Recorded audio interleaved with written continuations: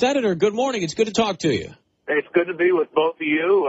I know Lisa's a really tough questioner, so I've got to get my best game here, but it's good to be with both of you. Hey, Senator, we want to start off with your position on the Armed Services Committee. We know that's a new one for you, and wanted to know about the hang-up with Chuck Hagel. Is he going to go down, or are we going to get him confirmed as the Secretary of Defense?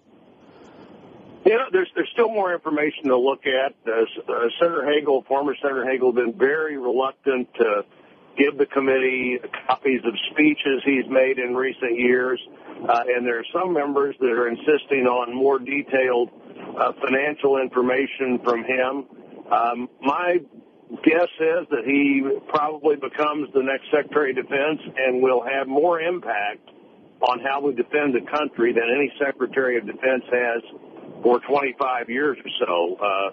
The president has clearly got a different view of this than his predecessors have had, and I think Senator Hagel has at least that same view. And in my view, in the Middle East, with Hezbollah, with Hamas, with Iran, with Israel, does not have the view that I have or that I think the majority of Americans have regarding what needs to be done in that part of the world.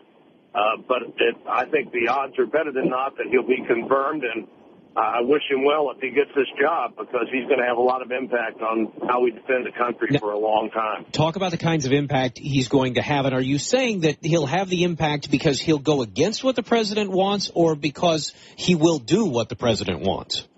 Well, I think both. You know, we've had a structure for a long time, EJ, where the world understood that the United States of America could be engaged in a maximum way in two places at one time, and we're rapidly heading to where we could only be involved in one place. Now, if you're the strongest country in the world and everybody who wishes you ill knows that you're tied down somewhere and that's all you can do, then suddenly the world becomes a more dangerous place and Americans are facing more danger.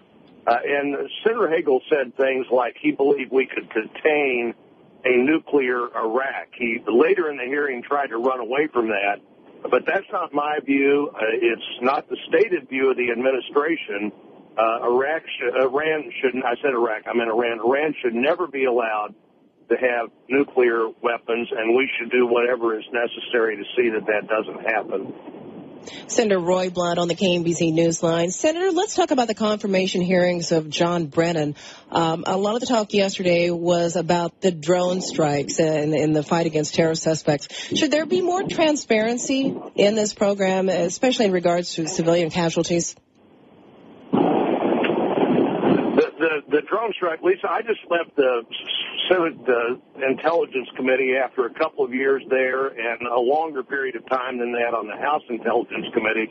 I tried to bring this issue up 2 years ago when General Petraeus was being confirmed. At the time, there wasn't much interest on that committee in where we were headed with drones. But frankly, I have a real problem with what I think is the inconsistency of we don't want to use enhanced interrogation on someone we capture who may even be a foreign national and a terrorist, but there are multiple ways that we would be willing to kill Americans who've joined terror organization or kill terrorists in terrorist organizations. You know, when you kill somebody, particularly an American citizen, that's a pretty huge step in the direction of being the judge, the jury, everything else.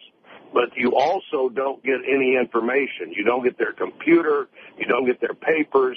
You don't question them about others who may be involved. I assume if you're not willing to interrogate people and you're not willing to detain people, that tends to lead you to the conclusion, well, maybe the best thing to do is just silently and surgically kill these people and hope that does some good in our fight against terror. Senator, let's move on to guns and background checks. We're hearing something about a bipartisan group of senators trying to reach a compromise on this as far as expanding the requirement of background checks at gun shows. What are you hearing about that?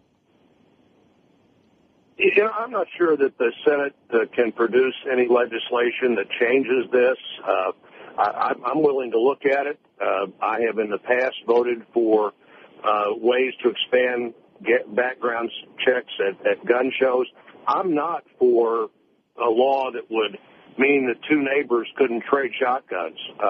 Where we live and under the Second Amendment, there are rights to have weapons, and there are rights that the government shouldn't interfere with. Frankly, on that front, most of my energy is going on the mental health side. Senator Stabenow and I yesterday announced legislation that would take the community health center model and expand that to mental health. All these people have weapons, but all these people also have mental problems that are not being dealt with in the right way, nor being shared with law enforcement as they very likely should be. Those kind of records on the background checks we have at this time, I think should become part of that record, so that if someone's trying to get a weapon that has a significant mental health problem, that's evaluated in, and whatever needs to be followed up on is followed up on before that happens. I frankly think the Senate and the House are much more likely to do the right things in the mental health area than to go back and repeat something we had on the books for 10 years that frankly appeared to make no difference at all in crime or violence. Senator Roy Blunt with us on the Newsline. Senator, it is always great to talk to you. We wish you a wonderful weekend, and thank you for your time. Hey, it's great to be with you, and I look forward to seeing you hopefully in the studio before too long. Yes, sir. We hope so, too.